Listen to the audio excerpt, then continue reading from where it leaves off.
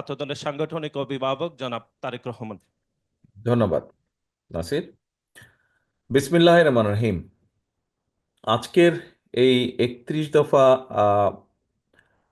31 দফা আমাদের 31 দফার যে পয়েন্টগুলো এটি এই অনুষ্ঠানে উপস্থিত প্রাইভেট বিশ্ববিদ্যালয়ের প্রিয় ছাত্রছাত্রীবৃন্দ এবং মঞ্চে উপস্থিত আলোচকবৃন্দ, আসসালামু আলাইকুম। এতক্ষণ আমরা আলোচনা করলাম, আপনারা আলোচনায় ছিলেন, আপনারা অনেকক্ষণ আগে থেকে আলোচনা শুরু করেছেন। আপনারা শুনেছেন মঞ্চে থেকে উপস্থাপকবৃন্দ বা স্পিকারবৃন্দ ওনারা সুন্দরভাবে তুলে ধরেছেন এবং তারপরে প্রশ্নোত্তর পর্ব হয়েছে। তো আমি আর সেগুলোতে যেতে চাইছি না। বাই নাও এর মধ্যে আপনাদের হাতের মধ্যেও প্রত্যেকের হাতেই আমি দেখছি 31 দফা আছে। ঘরের ভেতরে ঘরের বাইরে অনেকে, আপনার প্রায় 500 জনের মতন আপনারা এখানে বসে আছেন স্টুডেন্ট। আহ, আমি আজকে আপনাদের সাথে কথা বলছি, এই মুহূর্তে আমি যাদের সাথে কথা বলছি, আমি যাদেরকে স্ক্রিনে দেখতে পাচ্ছি, পরিষ্কারভাবে বলে দেওয়া যায়, ইউ দি ফিউচার। আপনারা হচ্ছেন বাংলাদেশের ভবিষ্যৎ, আপনারা হচ্ছেন বাংলাদেশের ভবিষ্যৎ। এটাই বাস্তব, এটাই সত্য। তো স্বাভাবিকভাবেই আমার যখন প্রশ্ন উত্তর আমি আপনাদের সাথে পার্টিসিপেট করছিলাম, তখন একটা কথা বলেছিলাম যে একজন রাজনৈতিক কর্মী হিসাবে স্বাভাবিকভাবেই আমার যেই যতদিনের রাজনীতির সাথে আছি, যতদিন ধরে রাজনীতির অভিজ্ঞতা, আহ, বিভিন্ন জায়গায় গিয়েছি, দেশের বিভিন্ন বিষয় দেখেছি, মানুষের বিভিন্ন কথা শুনেছি। আহ, বিগত 15-16 বছরে রাজনীতি কি হয়েছে কি না হয়েছে কম বেশি আপনারা সকলেই দেখেছেন। আপনারা দেশে ছিলেন, আমি দেশের বাইরে থেকে যতটা সম্ভব দেখেছি। বিদেশে থাকার বাধ্য হয়ে, বিদেশে থাকার কারণে আমার কিছু জিনিস দেখার সুযোগ হয়েছে।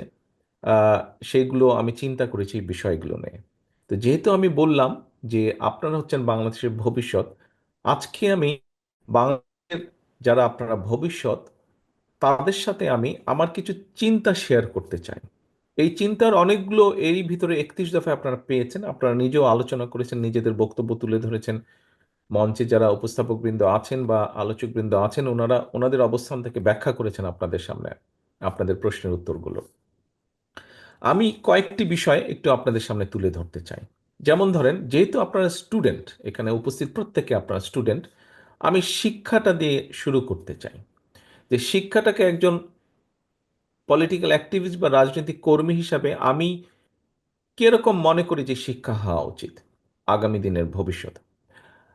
আমি মনে করি যে আমাদের দেশের প্রথমেই যেটা করা উচিত, এবং আমাদের 31 দফার মধ্যেও আছে, যে শিক্ষা ক্ষেত্রে আমরা বাজেট বাড়াবো, বাজেট বৃদ্ধি করব। আমরা, আমি ব্যক্তিগতভাবে মনে করি শিক্ষা ক্ষেত্রে যদি কিছু করতে হয়, প্রথমেই সেটা করা উচিত প্রাইমারি লেভেলে। প্রাইমারি শিক্ষা কেন্দ্রে, শিক্ষা স্কুলে শিক্ষক, ছাত্র ছাত্রী, এদের উপরে আমাদের প্রথম জোরটা দেওয়া উচিত। এখন প্রথম জোর দিতে আপনি কি বলেন? প্রথম জোর দিতে কি আমরা বুঝবো যে সুন্দর সুন্দর স্কুল বিল্ডিং গড়ে তোলা?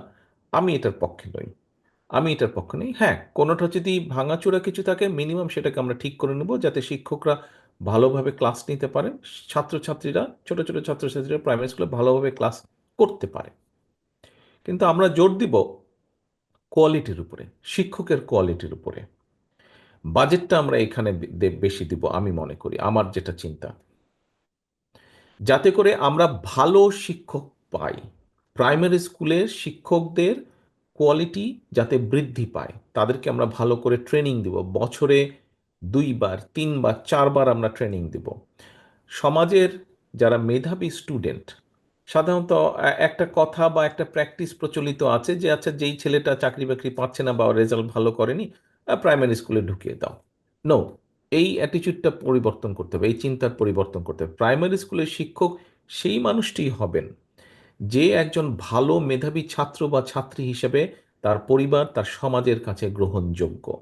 কারণ যদি মেধাবী একজন ছাত্র ছাত্রীকে প্রাইমারি স্কুলের শিক্ষক আমরা বানাতে পারি, তৈরি করতে পারি, ট্রেনিং দিতে পারি ভালোভাবে, তাহলে স্বাভাবিকভাবেই সেই স্টুডেন্টটা যখন এই শিক্ষক হবে বা শিক্ষিকা হবে, সে তার স্টুডেন্টদেরকে ভালো শিক্ষা দিবে।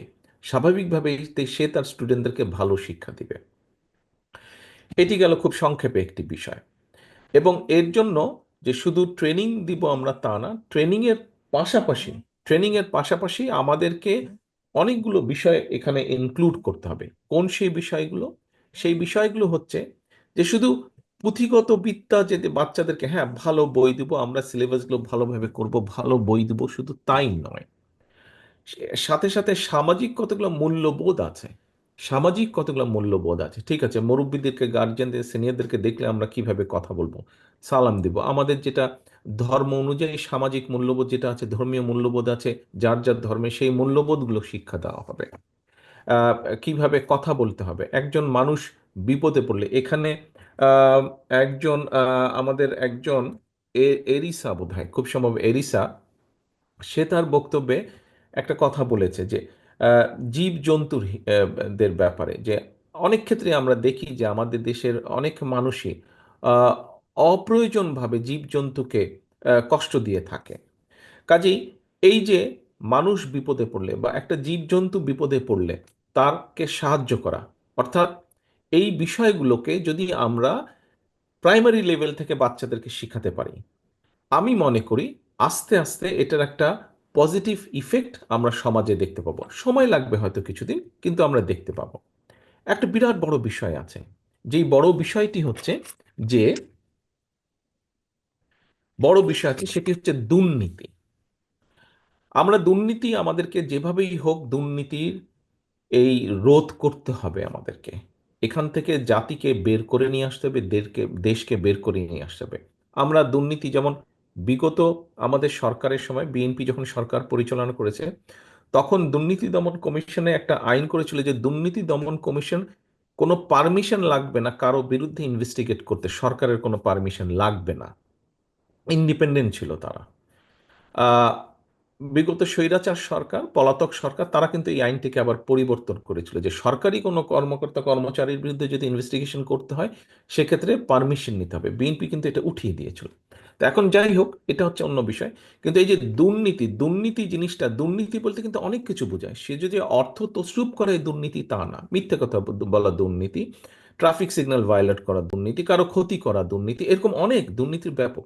কিন্তু আমরা যদি ভালো মানুষগুলোকে, মেধাবী মানুষগুলোকে শিক্ষক করতে পারি এবং তারা যদি বাচ্চাদেরকে সেভাবে শেখাতে পারে যে দুর্নীতি খারাপ, দুর্নীতি বিষয়টা খারাপ, কারোকে ক্ষতি করা খারাপ, মিথ্যে কথা বলাও দুর্নীতি খারাপ, ট্রাফিক আইন ভঙ্গ করা খারাপ, কারো ক্ষতি করা খারাপ, অবশ্যই অর্থ তছরূপ করা খারাপ, কাউকে ঠকানো খারাপ, এই বিষয়গুলো যদি আমরা ছোটবেলা থেকে বাচ্চাদের মাথার মধ্যে আস্তে আস্তে আস্তে ঢুকিয়ে দিতে পারি, তাহলে স্বাভাবিকভাবে এটা একটা পজিটিভ এফেক্ট পাবো। এখানে আপনাদেরকে আমি একটা কথা বলি। আমার পরিচিত একটা ছেলে আছে, এখানে থাকে। তো ওর একটা ছোট ছেলে আছে, ছেলেটার বয়স এখন 8-10 বছর হবে। আমি যেই ঘটনাটা বলছি এটা প্রায় আরো 5-6 বছর আগের ঘটনা, যখন বাচ্চাটার বয়স ছিল 5 কি 6 এরকম বয়স হবে বোধহয় ওর। ওকে স্কুলে শিখিয়েছে এই দেশে, ও তখন প্রাইমারি স্কুলে পড়ে, এখনো প্রাইমারিতেই, তো ক্লাস 6-এই বোধহয় আছে, প্রায় 6-এর ভিতরেই আছে।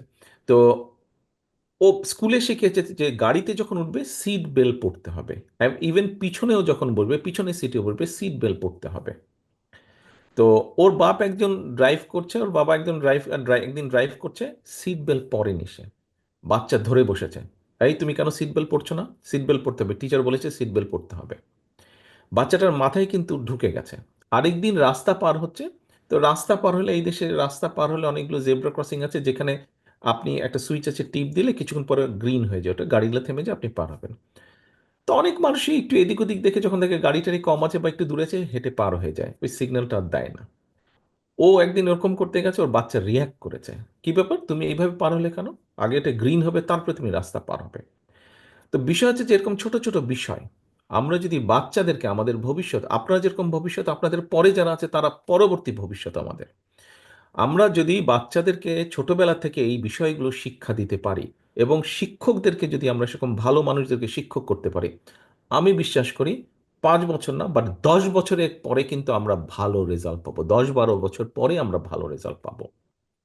আসুন, এটা খুব সংক্ষেপে আমি একটি চিন্তা বললাম আমার। এখন আসুন তারপরে, আহ, আমি দেখেন, মনে করি আপনারা এখানে আছেন, আপনারা প্রাইভেট বিশ্ববিদ্যালয়ে পড়ছেন, আপনাদের মধ্যে অনেকেই দেশে থাকবেন, অনেকেই আপনারা বিদেশে চলে যাবেন কর্মসংস্থানের জন্য। বিদেশে যারা যান, যারা শিক্ষিত হয়ে বিদেশে যান বা অল্প অর্ধশিক্ষিত যারা বিদেশে যান বিভিন্ন চাকরি বাকরি কর্মসংস্থানের জন্য, একটা সমস্যা দেখা দেয় অনেকেরই আমাদের, সেটা হচ্ছে ভাষার সমস্যা। যেসব দেশে ইংরেজি কথা বলার বা ইংরেজি ভাষা চালু আছে সেখানে হয়তো অত সমস্যা হয় না, বাট যেখানে ইংরেজি ভাষা সেভাবে চালু নেই এরকম অনেক দেশই আমাদের দেশের মানুষ যান কর্মসংস্থানের জন্য, কিন্তু ভাষা একটা প্রবলেম হয়ে দেখা দেয়। এমন অনেক ক্ষেত্রেই দেখা গেছে যদি আপনি সেই দেশের ভাষাটা কম বেশি জানতেন আপনি আরো বেটার জব পেতে পারতেন, কিন্তু ভাষার কারণে হয়তো আপনি একটু পিছিয়ে পড়ছেন। আমি মনে করি অন্তত ক্লাস সিক্স থেকে অন্তত ক্লাস সিক্স থেকে ক্লাস 10 পর্যন্ত আমরা যদি এটা যারা এক্সপার্টস আছেন তাদের সাথে অবশ্যই আলাপ করব, বাট এরকম আমরা সুযোগ পেলে, আমি ইনশাল্লাহ সুযোগ পেলে আমি এরকম কিছু একটা করার চেষ্টা করব। সেটা হচ্ছে বাংলা আমরা সবাই বলছি, বাংলা স্কুল কলেজে পড়ছি, আমরা শিখছি, ইংরেজিটাও কম বেশি শিখছি, কিন্তু ইংরেজিটাকে আমরা কম্পালসারি করব, একদম কম্পালসারি করব। এটা গেল এক নম্বর। আপনি ইংরেজি শিখলেন, আপনার ক্লাস সিক্স থেকে বা ফাইভ থেকে যদি 10 পর্যন্ত ধরেন, পাঁচটা বা ছয়টা আপনি ক্লাস ধরছেন, এইভাবে যদি আপনি ধরেন, আপনাকে আরেকটা ভাষা শিখতেই হবে। একদম এটা কম্পালসারি, ভাষা শিখতেই হবে আপনাকে। বাংলা শিখলেন, ইংরেজি শিখলেন, থার্ড একটা ল্যাঙ্গুয়েজ আপনাকে শিখতে হবে। That could be Italian, that could be French, that could be German, that could be Mandarin, that could be Arabic, that could be Japanese. অর্থাৎ আপনাকে এই ভাষাগুলো, আপনার যেটা পছন্দ, একজন স্টুডেন্ট হিসেবে আপনার যেটা পছন্দ, আপনি সেই ভাষাটি বেছে নেন। তাহলে আপনি ইংরেজির পাশাপাশি আরেকটি ভাষা শিখলেন, এবং 2 থেকে 3 বছরের মধ্যে আপনি সেই ভাষাটি যদি রপ্ত করে নেন, ফোর্থ একটা ল্যাঙ্গুয়েজে আমরা যাব, সেটা হয়তো আমরা অপশনাল রাখলাম। কিন্তু ইংরেজির পাশাপাশি আরেকটা থার্ড ল্যাঙ্গুয়েজ আমি কম্পালসারি রাখতে চাই। আমি মনে করি এটার সাথে বোধহয় আপনারা মনে হয় প্রায় সবাই এটার সাথে এগ্রি করবেন।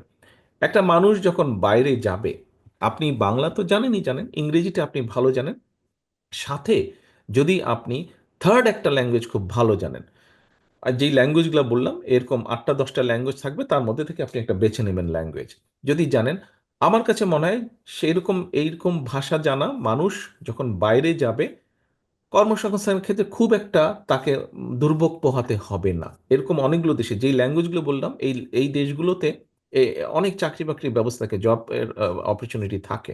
সেক্ষেত্রে এই সমস্যাটা অনেকাংশে দূর হবে। আসুন এবার এবার আরেকটা জিনিস আমি মনে করি আমরা যদি ইন্ট্রোডিউস করতে পারি, স্কুল লেভেল থেকে শুরু করে একদম ইন্টারমিডিয়েট লেভেল পর্যন্ত, কি সেটা?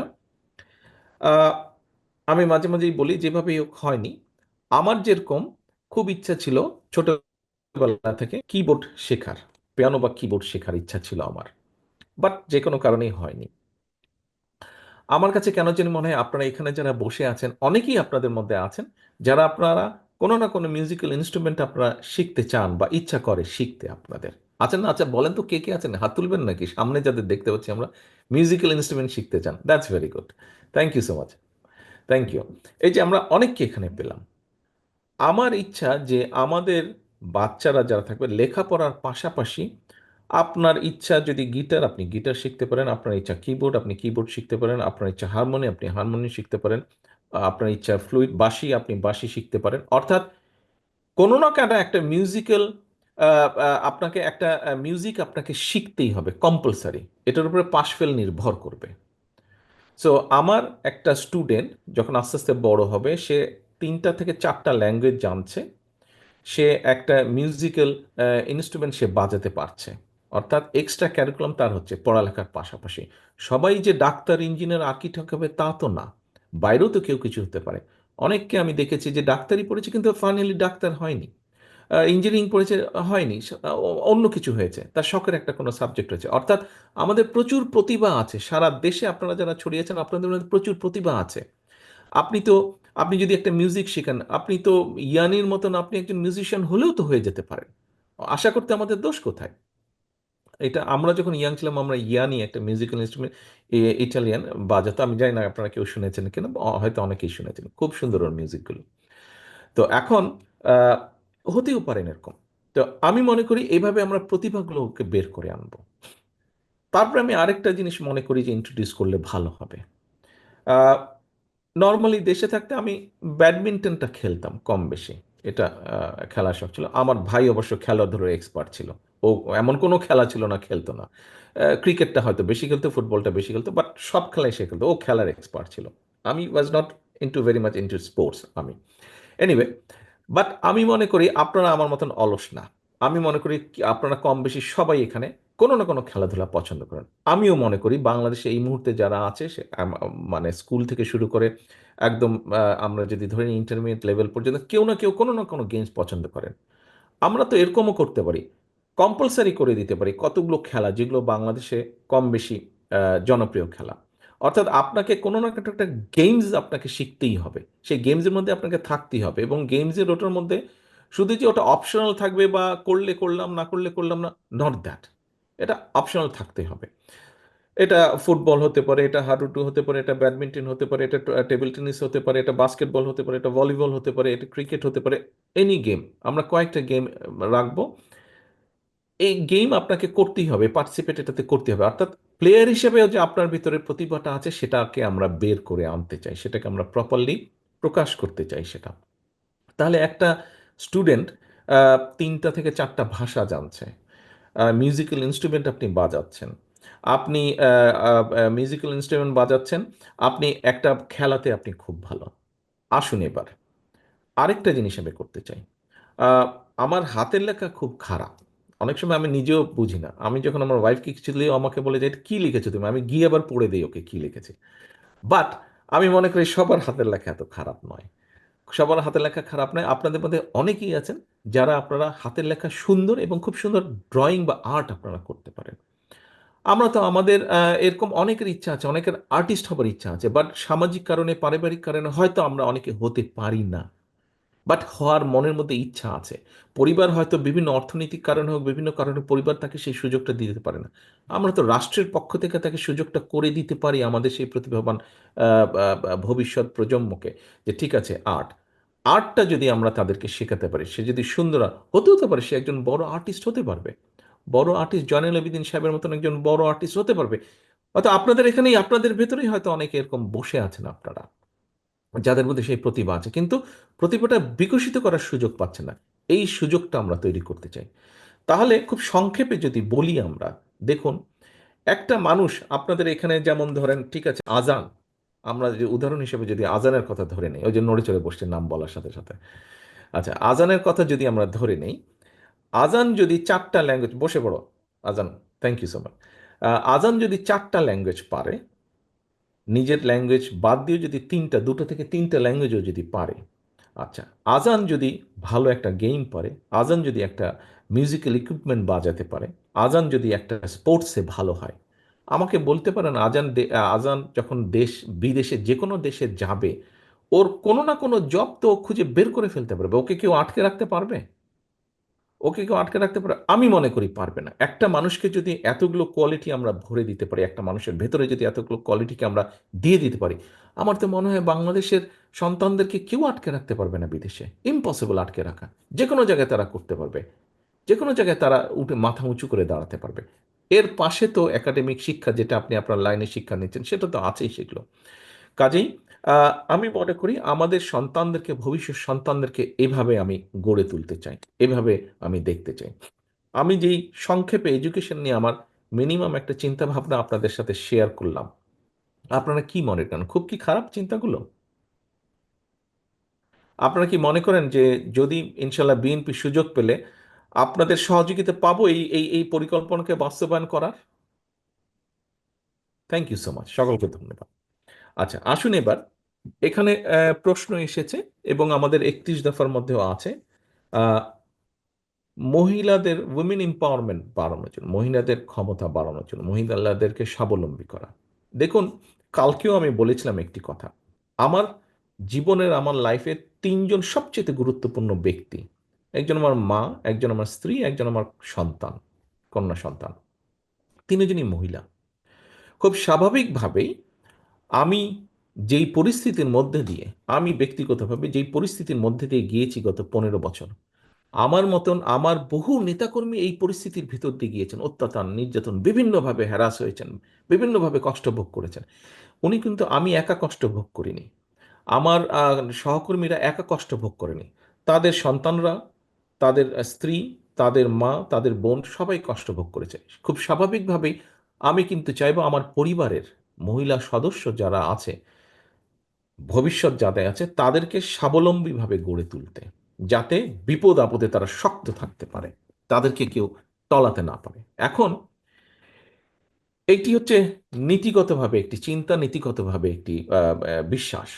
এখন আমার প্রিয় সহকর্মীবৃন্দ, প্রিয় ভবিষ্যৎ বাংলাদেশ, একটি নিশ্চয়ই আপনারা শুনেছেন যে ফ্যামিলি কার্ড নামে একটি কার্ড আমরা ইন্ট্রোডিউস করতে চাই। ফ্যামিলি কার্ড কথাটা নিশ্চয়ই এর মধ্যে কয়েক জায়গায় বলেছি, পত্রপত্রিকায় কম বেশি এসেছে, আপনারা শুনেছেন, নিশ্চয়ই পড়েছেন, দেখেছেন, শুনেছেন। এখন কি ফ্যামিলি কার্ডটা? আপনারা যেহেতু এখানে কথা হয়েছে 31 দফা নিয়ে, 31 দফা শুধু আমরা এখানে রাখছি না, আপনাদেরকে বলার উদ্দেশ্য হচ্ছে আপনারা যেহেতু এই দলের আদর্শে বিশ্বাস করেন, আমাদের এই 31 দফাকে আপনারা সারা দেশে আপনাদের সাধ্য অনুযায়ী ছড়িয়ে দেওয়ার চেষ্টা করবেন, শুধু বিএনপির মানুষ না, সাধারণ সব মানুষের মধ্যে। এখন এই যে ফ্যামিলি কার্ড, এটি একটি আমাদের চিন্তা, একটি পরিকল্পনা। দেখুন, আমরা আমি ব্যক্তিগতভাবে মনে করি যে বিভিন্নভাবেই হোক আমাদের প্রান্তিক পর্যায়ে যারা মানুষ, তাদেরকে স্টেট থেকে একটা সাপোর্ট দেওয়া উচিত। আমাদের ধনী গরিবের বৈষম্যটা ক্ষেত্র বিশেষে অনেক বেশি। আমরা রাষ্ট্র থেকে যদি প্রান্তিক মানুষগুলোকে কিছু সহযোগিতা করতে পারি, ধীরে ধীরে মানুষগুলো একটা অবস্থানে, শক্তিশালী অর্থনৈতিক অবস্থানে দাঁড়াবে। আমরা যতই সংস্কারের কথা বলি না কেন, আমরা যদি মানুষের রাজনৈতিক সংস্কার বা রাজনৈতিক অধিকার এবং অর্থনৈতিক অধিকার, মনে রাখবেন রাজনৈতিক অধিকার এবং অর্থনৈতিক সাইমেন্টালিস্টলি দুটোকে যদি আমরা প্রতিষ্ঠিত করতে না পারি, কোনো সংস্কার টংস্কার কিচ্ছু কাজে লাগবে না। আমাদেরকে যে কোনো মূল্যে মানুষের রাজনৈতিক অধিকার এবং অর্থনৈতিক স্বাবলম্বিতা, ইন্ডিপেন্ডেন্স, এটাকে আমাদের প্রতিষ্ঠিত করতে হবে, তাহলে আমাদের সংস্কার সব ধীরে ধীরে আমরা বাস্তবায়ন করতে সক্ষম হব। এখন ফ্যামিলি কার্ড যেটা, ফ্যামিলি কার্ড বলতে অনেকে হয়তো মনে করতে পারে যে রাষ্ট্র থেকে আমরা সব দিয়ে দেবো। না, রাষ্ট্র থেকে সব দেওয়া সম্ভব না, পৃথিবীর কোনো দেশেই সম্ভব না। বাট আমরা প্রান্তিক, এটা রাষ্ট্র ফ্যামিলি কার্ডটা আমরা ইউনিভার্সাল রাখবো। ফ্যামিলি কার্ড এখানে আপনারা যারা আছেন, আপনারা প্রত্যেকের পরিবার হিসেবে পাবেন। একজন কৃষকের পরিবার পাবেন, একজন মসজিদের ইমাম সাহেব পাবেন, একজন মুদি দোকানদার পাবেন, প্রাইমারি শিক্ষক পাবেন, একজন ডিসি পাবে, একজন ইওনো পাবে, একজন এসপি পাবে, একজন ব্যবসা পাবে, সবাই পাবে। যার প্রয়োজন সে নিবে, নিবে না, কিন্তু থাকবে সবার জন্য। এটি বুঝতে হবে কোন জিনিসটি। এই দেশে যেরকম চাইল্ড বেনিফিট আছে, চাইল্ড বেনিফিট নামে রাষ্ট্র থেকে একটা বেনিফিট দেওয়া হয়, এই বেনিফিট প্রত্যেকটা মানুষের জন্য, যাদের ছোট বাচ্চা আছে, 12 বছরের কম বাচ্চা আছে। এই দেশের প্রধানমন্ত্রীও সেটি দাবি করতে পারেন যদি তার 12 বছরের কম বাচ্চা থাকে। তবে আমার আমার ধারণা প্রধানমন্ত্রী বা মন্ত্রীরা সাধারণত নেন না, বিকজ স্বাভাবিকভাবে সাধারণ মানুষ নিলে সেটাই ভালো। তো এখন ফ্যামিলি কার্ডটার মধ্যে একটি উদাহরণ দিয়ে আপনাদেরকে বোঝাতে চেয়েছি কি ফ্যামিলি কার্ডটা। প্রথমে বলি, ফ্যামিলি কার্ডটা থাকবে কিন্তু ওই পরিবারের যে মা বা স্ত্রী, তার নামে আমরা দেবো ফ্যামিলি কার্ডটা। বাবা বা স্বামীর নামে দেবো না কিন্তু ফ্যামিলি কার্ডটা দেবো মা বা যে স্ত্রী থাকবে সেই পরিবার, তার নামে। আচ্ছা, কেন এই উদ্দেশ্যটা? এই উদ্দেশ্যটা হচ্ছে যে দেখুন, আমরা ধরে নিতে পারি যে এইভাবে জিনিসটা, যে ধরেন একটা উদাহরণ দিচ্ছি আমি, একটা পরিবারের চারজনের, একটি পরিবার, চারজনের পরিবারের মাসে হয়তো 10 কেজি চাল লাগে।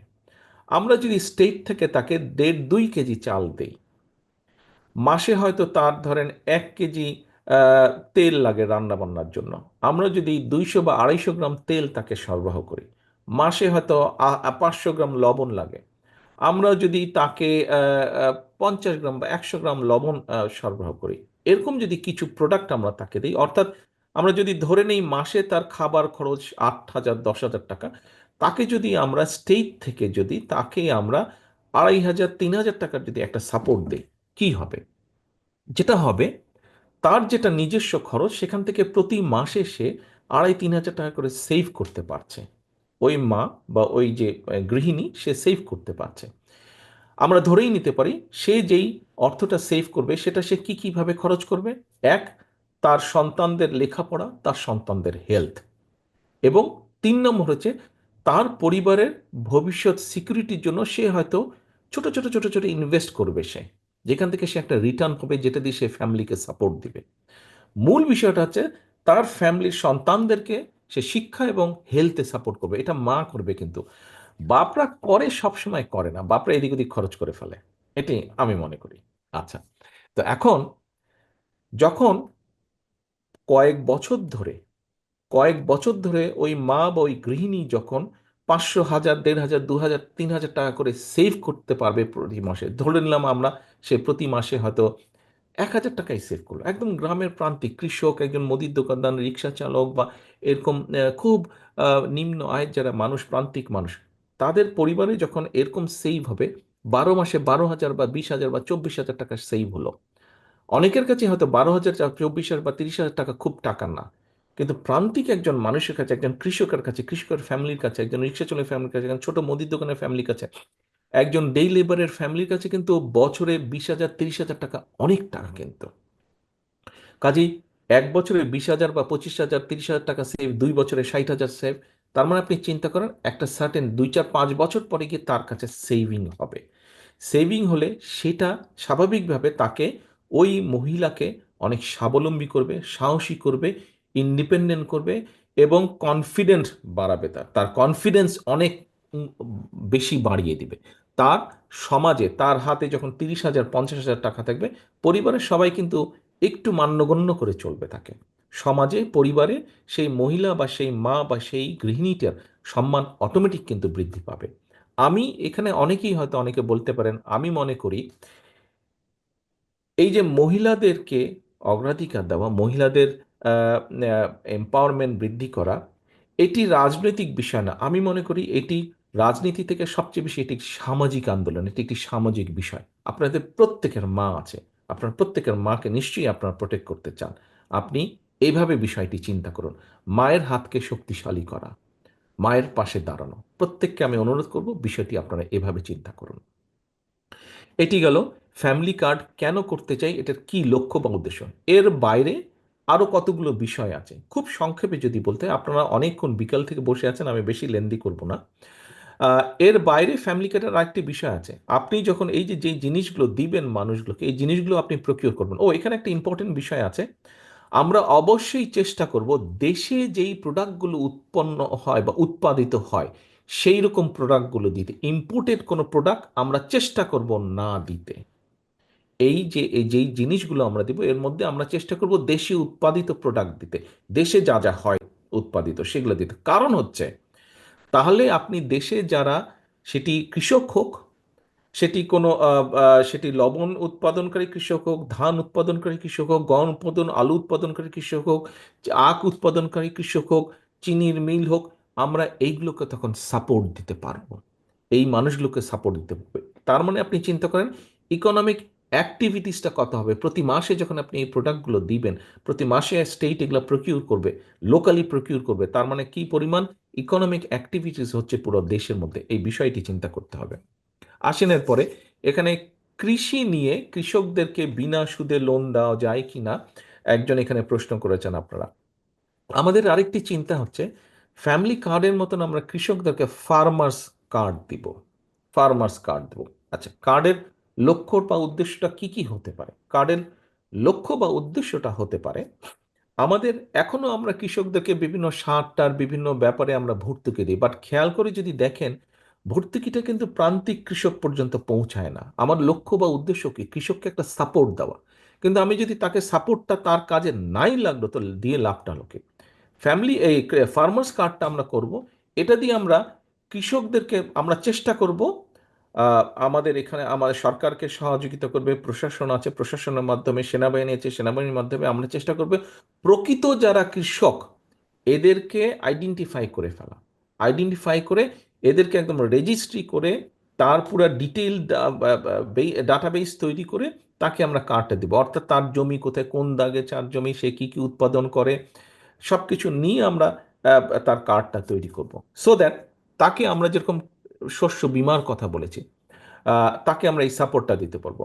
আমাদের যে প্রশ্ন কথা বলেছেন, তাকে বিনা ইন্টারেস্টে লোন দেওয়া যায় কিনা। কখনো কোনো ফসলের ক্ষতি হলে সরকার যদি ঠিক করে যে ঠিক আছে এই বছর এই ফসলের ক্ষতি হয়েছে, তাহলে এই ফসল যারা উৎপাদন করে তাদেরকে আমরা বিনা সুদে ঋণ দিব, তখন এই কার্ডটা ব্যবহার করলেই কিন্তু, কার্ডটা যেখানে যেখানে যেখানে ডেজিগনেটেড প্লেস থাকবে সেখানে গিয়ে সে পাঞ্চ করলেই তখন বোঝা যাবে। সরকার কাছে পুরো লিস্ট আছে যে কে কোথায় এই পার্টিকুলার, সে কোনো বছর টমেটো চাষি যারা তারা ক্ষতিগ্রস্ত হয়েছে, তাদেরকে আমরা একটা সহযোগিতা দিব টমেটো চাষে। তাহলে টমেটো চাষি কারা আছে মোটামুটিভাবে আমি বের করে ফেলতে পারবো। এটি আছে। আমরা, ঠিক আছে, টমেটো চাষিদেরকে পার্টিকুলার এই ফার্টিলাইজারটা দিতে হবে। কোন কোন কৃষকের কি কি পরিমাণ ফার্টিলাইজার লাগে, সবার তো আর 1 কেজি 2 কেজি 10 কেজি লাগবে না, জমির পরিমাণ অনুযায়ী কমবে বাড়বে বিষয়টা, ঠিক আছে। তাহলে এই এলাকায়, বাংলাদেশের অমুক এলাকায় এরা এরা আছে যারা টমেটো চাষ করে, টমেটো ক্ষতিগ্রস্ত হচ্ছে, তাদেরকে আমরা এই সাপোর্ট দিব, অথবা তাদের এই সারটা প্রয়োজন, তাদেরকে আমরা এই সারটা দিব। অর্থাৎ পুরো জিনিসটা আমরা নিয়ে আসবো, একদম কম্পিউটারাইজ করে পুরো জিনিসটা আইটির ভিতরে আমরা নিয়ে আসবো, যাতে করে মিস ইউজ যত সম্ভব কম করা যায়। বাট আমরা যত বেশি সংখ্যক তাদেরকে যেই সহযোগিতা স্টেট থেকে, রাষ্ট্র থেকে আমরা দিতে চাই, সেটা তাদেরকে তত আমরা দিতে সক্ষম হই, ম্যাক্সিমামটা যাতে তাদেরকে আমরা দিতে সক্ষম হই। কিছু হতেই পারে ওয়েস্টেজ, এটা বাস্তবতাটা মেনে নিতেই হবে। এবার আসুন হেলথ। হেলথ নিয়ে একজন ডায়াবেটিকের প্রশ্ন করেছিলেন এখানে, ডক্টর পাভেল সাহেব, উনি খুব সুন্দরভাবে বলেছেন কি কি বিষয়। হেলথের বিষয়টা আপনাদের অনেকেরই নিশ্চয়ই কম বেশি ধারণা আছে। ইউরোপে কিন্তু এখানকার হেলথ ফ্যাসিলিটি খুব ভালো, কম বেশি নিশ্চয়ই আপনাদের অনেকেরই ধারণা আছে, সবার না থাকলেও। আমরাও বলেছি আমাদের এখানে ইউকেতে যেরকম এনএইচএস আছে, এনএইচএস এর মতন করে আমরা সাজাতে চাই। তবে এই দেশে কিন্তু এনএইচএসও খুব হাবুডুবু খাচ্ছে, huge budget, serious complain NHS. আগে যেরকম এমার্জেন্সিতে, আমি যখন প্রথম প্রথম এই দেশে এসেছি 15 বছর 16 বছর আগে, 16 আগে, তখন এমার্জেন্সিতে গেলে 1.5-2 ঘন্টার বেশি ওয়েট করতে হতো না, এখন 4-5 ঘন্টা 6 ঘন্টা পর্যন্ত ওয়েট করতে হয়। অর্থাৎ ওদের উপর অনেক প্রেশার হয়েছে, রোগীর সংখ্যা বেড়েছে। এরা এখন নতুন একটা পলিসি নিয়েছে। আমি মনে করি, আমি ব্যক্তিগত ধারণা, আমাদের জন্য, আমাদের যেহেতু হিউজলি পপুলেটেড কান্ট্রি, আমাদের জন্য এই পলিসিটা নেওয়া উচিত। কি সেটা? প্রিভেনশন। প্রিভেনশন নেওয়া উচিত, প্রিভেন্টিভ মেজার আমাদেরকে বেশি করে নেওয়া উচিত। এখন সেইটাকে, অর্থাৎ আমি যদি, দেশের মানুষ যদি কম অসুস্থ হয়, তাহলে যারা অসুস্থ হবে তাদেরকে বেটার ট্রিটমেন্ট আমরা দিতে পারবো, বেটার সার্ভিস আমরা দিতে পারবো হসপিটালগুলোতে। কিন্তু বেশি মানুষ যখন অসুস্থ হয়ে যাবে, স্বাভাবিকভাবে তখন একটা ক্যাওয়াটিক সিচুয়েশন হবে, কাউকেই আপনি ভালো সার্ভিস তখন দিতে পারবেন না। কাজে আমরা যদি দেশের মানুষকে সচেতন করতে পারি, এবং সেই লক্ষ্যে আমরা, শহীদ জিয়ার সময় একটি প্রকল্প নেওয়া হয়েছিল, পল্লী চিকিৎসক, হয়তো অনেকের কাছে শব্দটি পরিচিত আছে, পল্লী চিকিৎসক। আমরা প্রতি গ্রামে আমরা পল্লী চিকিৎসক দিব, একজন না, একের অধিক আমরা পল্লী চিকিৎসক করব, হাজার হাজার লক্ষ আমরা পল্লী চিকিৎসক তৈরি করব। এই পল্লী চিকিৎসকদের কাজ হবে সাধারণত বেসিক অসুখ বিসুখ যেগুলো হয় মানুষের, কিডনির প্রবলেম বলেন, হার্টের প্রবলেম বলেন, কোলেস্ট্রল প্রবলেম বলেন, বিভিন্ন যেগুলো ডায়াবেটিক প্রবলেম বলেন, মানুষকে গিয়ে সচেতন করা। এবং আমাদের একটি লক্ষ্য আছে, এই উদাহরণ হিসেবে বলছি, যদি 1 লক্ষ পল্লী চিকিৎসক আমরা অ্যাপয়েন্ট করি, এই 1 লক্ষ পল্লী চিকিৎসকের মধ্যে 70 থেকে 75 হাজার পল্লী চিকিৎসক হবে নারী। নারী হবে পল্লী চিকিৎসক, কারণ নারীদের একটা সুবিধা আছে, তারা ঘরের ভিতরে যেতে পারে এবং গিয়ে মহিলাদেরকে, গৃহিণীদেরকে বোঝাতে পারে। স্বাভাবিকভাবে গৃহিণীরা যেহেতু ঘরের বিষয়গুলো দেখভাল করেন, তাদেরকে যখন সচেতন করা যাবে, আপনি বাচ্চাকে এই খাওয়াবেন, স্বামীকে এই খাওয়াবেন, বা মুরব্বীকে এই খাওয়াবেন, তাহলে এই অসুখ থেকে দূরে থাকা যাবে। স্বাভাবিকভাবে ধীরে ধীরে আমরা সেই বেনিফিটটা পাবো ইনশাল্লাহ।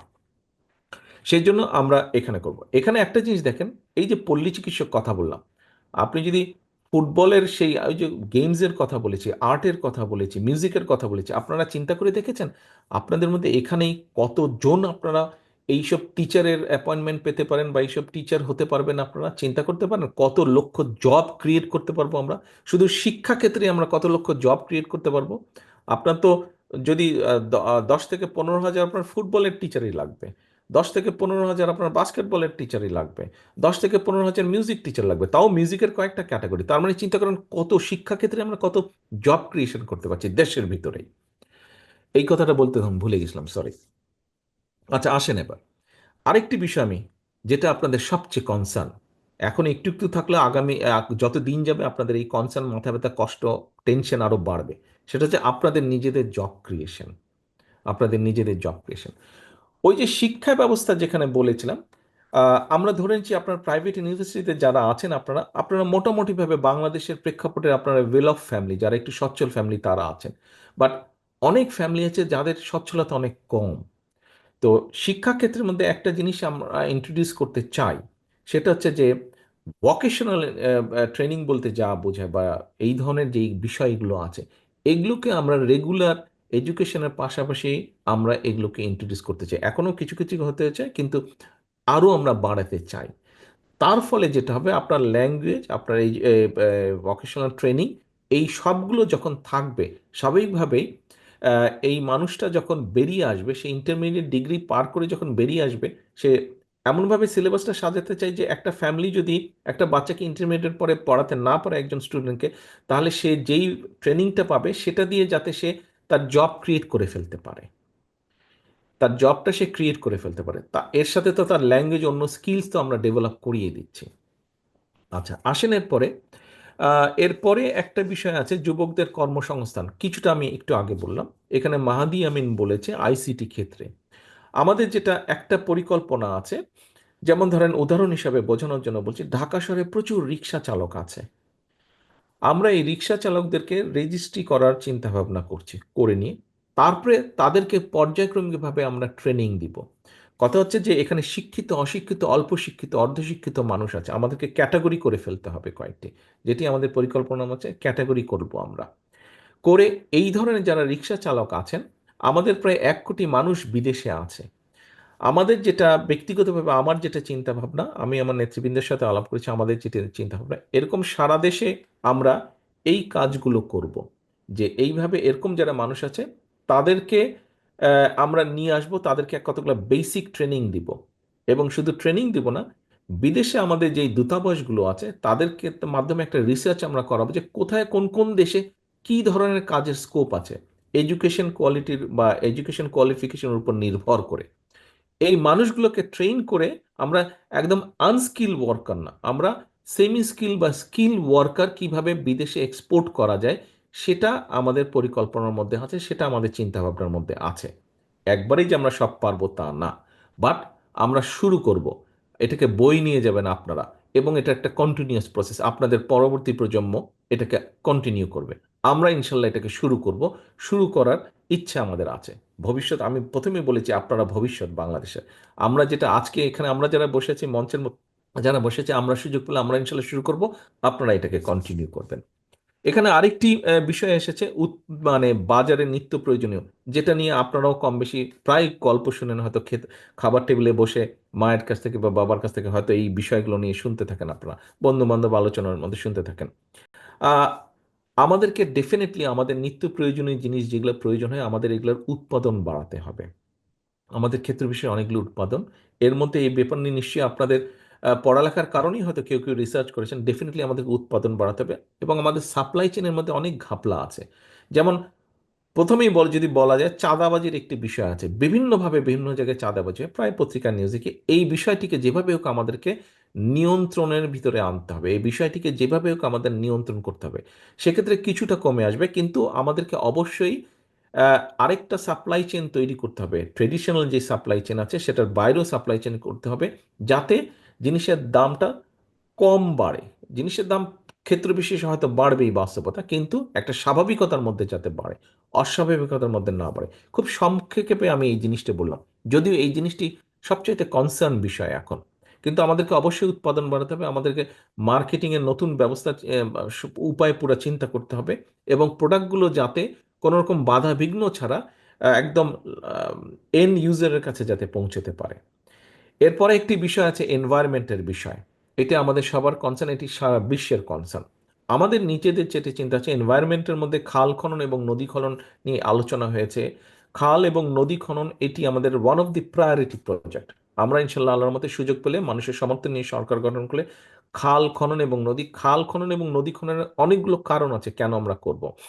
প্রথমত, আমাদের নদী এবং খালগুলো বন্ধ হয়ে গেছে। অল্প বৃষ্টি হলে ভারত ফট করে বর্ষাকালে তাদের নিজেদেরকে বাঁচানোর জন্য তারা তাদের ড্যামগুলো ওপেন করে দেয়, ওপেন করে দিয়ে আমাদেরকে ফ্লাডেড করে দেয় পুরা। আবার তাদের যখন প্রয়োজন, পানিতে আটকে রেখে তারা নিয়ে যায়, আমাদেরকে পানি দেয় না। কাজে আমাদেরকে পুরা দেশটাকে চিন্তা করতে হবে, ওয়াটার রিজার্ভার হিসেবে বানাতে হবে। এবং আমরা যদি পুরো দেশটাকে ওয়াটার রিজার্ভার বানাতে যাই, আমাদের মানুষের পানি ব্যবহারের প্রয়োজন, এটা করতে হবে খাল খনন, নদী খনন। আমাদের ড্রাই সিজনে ফসলের জন্য করতে হবে। আরেকটা ভেরি ইম্পর্টেন্ট কারণে করতে হবে, যেহেতু নদী নালার পানি কমে গিয়েছে, খুব স্বাভাবিকভাবেই আমাদের আন্ডার ওয়াটার যেটা রিজার্ভ আছে, সেখানে অনেক প্রেসার পড়ছে এবং এটা দিনে দিনে নেমে যাচ্ছে। তার সাথে এই নেমে যাওয়ার কারণে আর্সেনিক সহ বিভিন্ন সমস্যা দেখা দিচ্ছে। আমরা যদি উপরের রেইন ওয়াটারকে যদি নিচে দিতে না পারি, এই রিজার্ভার যদি বাড়াতে না পারি, আন্ডারগ্রাউন্ড ওয়াটার লেভেল যদি উপরে আনতে না পারি, সিরিয়াস আরো অনেকগুলো কনসিকুয়েন্সেস হবে। কাজে যেভাবেই হোক আমাদের করতে হবে। কিছুদিন আগে বন্যা হয়েছে, আপনারা হয়তো অনেকেই বন্যা রিলিফে গিয়েছিলেন। আপনারা আপনারা নিশ্চয়ই দেখেছেন।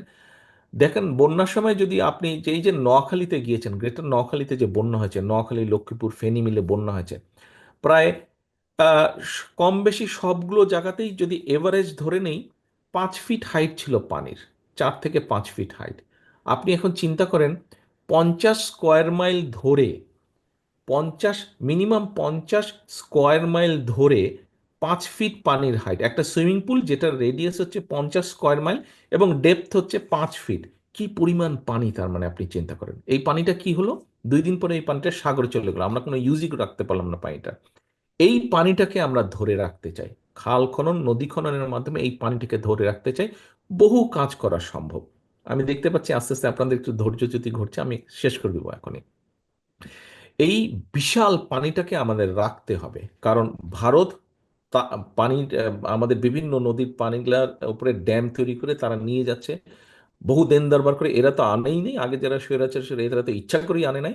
আমাদেরকে এখন এটার ব্যাপারে আন্তর্জাতিক আদালতে হোক, ইউএনএ হোক, জাতিসংঘ হোক, আমাদেরকে সামনে ইনশাল্লাহ সুযোগ পেলে ফাইট করতে হবে যাতে আমরা আমাদের পানির হিস্সা আনতে পারি। কিন্তু অ্যাট দ্য সেম টাইম আমাদেরকে অ্যাট দ্য সেম টাইম আমাদেরকে আমাদের সেকেন্ডারি অপশনও আমাদের রাখতে হবে, যে আমরা কিভাবে আমাদের ওই পানিগুলা, যে পানিটা আমরা এই মুহূর্তে ব্যবহার করছি না কিন্তু ভবিষ্যতে ব্যবহার করব, এইগুলোকে আমাদের ধরে রাখতে হবে, এই পানিটাকে আমাদের ব্যবস্থা রাখতে হবে সাপোর্ট হিসাবে। তো প্রিয় ভবিষ্যৎ প্রজন্ম, মোটামুটিভাবে এই বিষয়গুলো। ও আরেকটি আছে এনভায়রনমেন্টের মধ্যে, গাছ, গাছ, গাছ। আমি জানি না আপনাদের এখানে কতজনের আহ, গাছের প্রতি দুর্বলতা আছে। আমার গাছের প্রতি খুব দুর্বলতা আছে। That's very good, thank you so much. আমি অনেক সাপোর্টার পেলাম। আমার আমার গাছের প্রতি দুর্বলতা, বিশেষ করে বড় গাছের প্রতি দুর্বলতা। এখানে ছোট একটি ঘটনা বলি। আহ, বগুড়াতে, আমি জানি না এখানে কারো বাড়ি আছে কিনা বগুড়াতে। ও আচ্ছা, এই তো কয়েকজন, থ্যাংক ইউ। বগুড়াতে যাদের বাড়ি আছে, আপনারা নিশ্চয়ই শহরে দেখেছেন খোকন পার্ক। আমাদের বিগত টাইমে যখন আমরা সরকারে ছিলাম, খোকন পার্কে ডেভেলপ করা হচ্ছিল, তার আগে খুব ঝোপঝাপড়ে ছিল। তো ওটাকে একটু সুন্দর করে আমরা সাজিয়েছিলাম, ঝোপঝাট কেটে টেটে। যেদিন কাজ হচ্ছে আমি সেদিন গিয়েছিলাম। তো মাঠের ঠিক মধ্যেখানে না, একটু সাইডে একটা গাছ ছিল, গাছের নাম আমার এই মুহূর্তে মনে নেই। তখন আমাদের মেয়র ছিলেন মাহবুবুর রহমান সাহেব। উনি আমাকে হঠাৎ করে বললেন যে, তারেক সাহেব, এই গাছটা ওরা কেটে ফেলতে চাচ্ছে, কিন্তু এই গাছটা মাত্র দুটো আছে বগুড়ায়, পুরো বগুড়ায় জেলে, এবং এটা 150 বছরের পুরনো গাছ, এটা বোধহয় কাটা ঠিক হবে না। আমি তাৎক্ষণিকভাবে ইঞ্জিনিয়ারকে ডাকলাম, আমি বললাম যে দেখেন, এটা তো এই গাছটার এই ব্যাপার, এই গাছটা আপনারা কেটেন না, এই গাছটা থাকুক, 150 বছরের পুরনো গাছ, এই গাছটা কেটে ফেললে তো আমরা পাবো না, অন্তত আমাদের জীবন দশাতে পাবো না আমরা। গাছটা কাটা হয়নি। খুব দুঃখজনকভাবে আহ, কিছুদিন আগে আমি শুনলাম যে ওখানে যারা ছিল, এই যে স্বৈরাচারে সরকারের সময় যারা ছিল, তারা ওইটাকে আবার কিছু করতে গিয়ে, খুব কাজ দেখাতে গিয়ে গাছটাকে কেটে ফেলেছে তারা। তো শোনার পরে খুব খারাপ লেগেছে আমার কাছে ব্যাপারটা। এনিওয়ে, এরা তো কি করেছে এটা আপনারা দেখেছেন। আহ, বগুড়া থেকে রংপুর যাওয়ার যে রাস্তাটা ছিল, রাস্তা বড় করার নাম করে, আপনাদের নিশ্চয়ই অনেকের মনে আছে, রংপুরে যাদের বাড়ি আছে, বগুড়ার উপর দিয়ে যারা গিয়েছেন রংপুরে, আপনারা দেখেন যে রাস্তার দুপাশে কেমন গাছ ছিল। আমি কিছুদিন আগে ছবি দেখলাম, কেটে সাফা করে ফেলেছে, একদম ধুধু মরুভূমির মতো। আমাদেরকে আমাদের সেই গাছের সেই যে ছায়া, সেই যে চিত্র, এটি আমাদেরকে যে কোনো মূল্যে ফিরিয়ে আনতে হবে। এটি শুধু ফিরিয়ে আনতে হবে আমাদের নিজেদের চোখের সৌন্দর্যের জন্য না, আমাদের দেশকে রক্ষা করতে হলে, দেশের মানুষকে রক্ষা করতে হলে, বহু প্রাকৃতিক দুর্যোগ থেকে রক্ষা করতে হলে। যেটা সমস্যা দেখা দিচ্ছে যে গ্লোবাল ওয়ার্মিংয়ের জন্য আস্তে আস্তে কিন্তু সমুদ্রের পানি বাড়ছে, বাড়ার ফলে এবং বিভিন্ন রিসার্চে দেখা যাচ্ছে বাংলাদেশের অনেকাংশ ডুবে যাবে একসময়। আমাদের এইগুলা থেকে যদি কিছুটা হলেও পরিবর্তন করতে সক্ষম হয়, আমাদেরকে গাছ সেটা সাহায্য করবে, সহযোগিতা করবে। এই মুহূর্তে আজকে হচ্ছে গিয়ে ডিসেম্বরের 3 তারিখ। আমার মনে আছে যখন আমরা স্কুলে পড়তাম ডিসেম্বরের 3 তারিখ সোয়েটার কোট পরে আমরা বসে থাকতাম, বাট আমি দেখতে পাচ্ছি না এখানে কারো হাতে কারো শরীরে তেমন গরম কাপড় আছে। ছেলেদের মধ্যে কেউ কেউ একটু স্মার্ট হওয়ার জন্য ব্লেজার ট্লেজার কোট টোট পরে এসেছে, আদারওয়াইজ কিন্তু তেমন গরম কাপড় কারো গায়ে দেখছি না। অর্থাৎ তেমন কোনো ঠান্ডা নেই দেশে। কেন? Global warming. কেন? গাছপালা কেটে সাফা করে দিয়েছে এরা, কিন্তু গাছ লাগায়নি। এয়ারপোর্ট রোডে আগে সুন্দর সুন্দর গাছ ছিল, পরে দেখলাম বনসাই লাগিয়েছে। ছবিতে দেখলাম একজন আমাকে বললো বনসাই লাগিয়েছে। বনসাই তো আমাদের দেশি গাছ না, বিদেশ থেকে কেন গাছ আনতে হবে? দেশের মধ্যেই তো কত সুন্দর সুন্দর গাছ আছে আমাদের। সেই গাছগুলো কেটে দিয়ে, দেশি গাছ কেটে দিয়ে বনসাই কেন করেছে, কি করেছে? আমি আর সেই কথা আপনারা নিশ্চয়ই বুঝতে পারছেন কার পকেট ভারী হয়েছে। এনিওয়ে, আমাদেরকে গাছ লাগাতে হবে। আমার নিজের যেটি ইচ্ছা, আমরা একটি সরকারের মেয়াদ, সাংবিধানিক মেয়াদ হচ্ছে 5 বছর। আমরা আগামী দিনে ইনশাল্লাহ জনগণের সমর্থন নিয়ে বিএনপি সরকার গঠন করলে আমার নিজের ইচ্ছা সারা দেশে 5 বছর আমরা 50 মিলিয়ন, মানে 5 কোটি, 50 না, 5 কোটি বৃক্ষ আমরা রোপণ করবো, যেগুলো বড় বৃক্ষ, রেইন ট্রি বলতে। এবং আমি আশা করি যে আপনাদের এখানে অনেকেই আছেন যারা আমাকে সেই কাজে সহযোগিতা করবেন। প্রিয় ভবিষ্যৎ বাংলাদেশ, এই হচ্ছে মোটামুটিভাবে খুব সংক্ষেপে আমার চিন্তা, আমার দেশ, আমার দেশের মানুষকে নিয়ে আপনাদের সামনে তুলে ধরলাম। আজকে 31 দফা নিয়ে আলোচনা হয়েছে। 31 দফা বিএনপি দিয়েছে প্রায় 2 বছর আগে। কেন বিএনপি দিয়েছে 2 বছর আগে? 2 বছর আগে আমরা জানতাম না যে আমরা জুলাইয়ের 5 তারিখে স্বৈরাচারকে পালিয়ে যেতে বাধ্য করব, কিন্তু 2 বছর আগে আমাদের দলে, বিএনপির, দেশ এবং দেশের মানুষকে নিয়ে চিন্তা ভাবনা ছিল। দেশ এবং দেশের মানুষকে ভাগ্য কিভাবে পরিবর্তন করা যায় সেটি আমাদের চিন্তা ভাবনা ছিল। সেজন্যই আমরা যখনও জানতাম না যে স্বৈরাচারকে কবে বিদায় করব, তখনও কিন্তু আমরা এই 31 দফা দিয়েছি, দেশকে নিয়ে, দেশের মানুষকে নিয়ে। তারও আগে দেশনেত্রী খালেদা জিয়া ভিশন 2030 দিয়েছিলেন। লক্ষ্য এবং উদ্দেশ্য হচ্ছে আপনারা, অর্থাৎ দেশের মানুষ। লক্ষ্য এবং উদ্দেশ্য হচ্ছে বাংলাদেশ। প্রিয় সহকর্মীবৃন্দ, প্রিয় ভবিষ্যৎ বাংলাদেশ, আমার সামনে যারা বসে আছেন, আপনারা দলের সাথে জড়িত, আপনারা দলের সাথে জড়িত 31 দফা,